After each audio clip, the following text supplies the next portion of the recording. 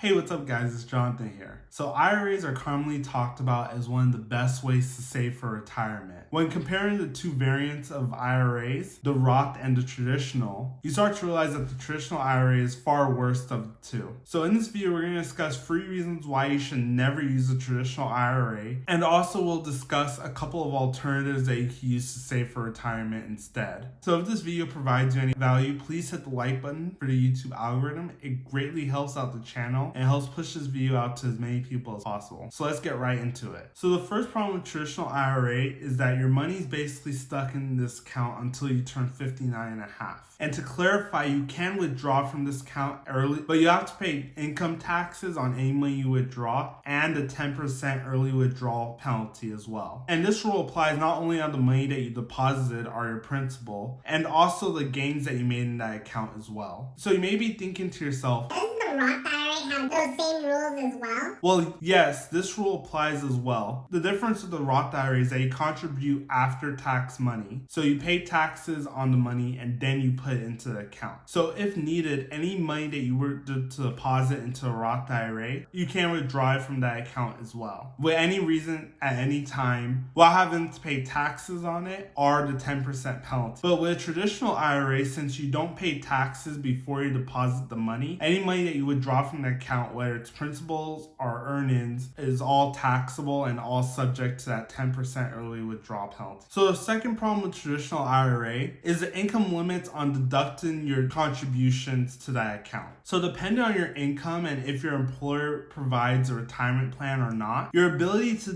deduct your contributions change. So if you're single and you make less than $66,000 a year, or if you're married and you make less than $105 a year, and your employer offers a retirement plan, you can take the full deduction of any contributions that you make to this account. And the amount that you're able to deduct goes down the more money you make, and it's completely phased out once you make more than $76,000 a year as a single person or $125,000 a year as a married couple. But if you and your spouse are not covered by an employer's retirement plan, no matter how much money you make, you can deduct the whole amount that you contribute to the traditional IRA. But if you are married and one of the spouses does have an employer retirement plan, there are income limits on how much you could deduct from the traditional IRA contributions. But if any of this is confusing to you, I'll leave a link down below to the IRS website where they discuss this topic. So if you would like to learn more, check that out. If you're in a position where you can't deduct your traditional IRA contributions, that pretty much makes contributing to the traditional IRA pointless, because you're gonna have to pay taxes on the money that you put into the account, and you're also gonna have to pay taxes on the money that you take out of the account later. So you're basically just getting double taxed. And at that point, you might as well just invest in a normal brokerage account. Third reason why you should never use a traditional IRA is because of required minimum distribution. So I hate to say this, but the tax game is rigged. And I don't say that to be jaded, but the government has it set up where they'll always get paid taxes at some point. There's no such thing as a free lunch when it comes to the IRS. And IRAs are included in this rule as well. So the traditional IRA, once you hit the age of 72, you are required to make RMDs, or required minimum distributions. And the amount that you have to withdraw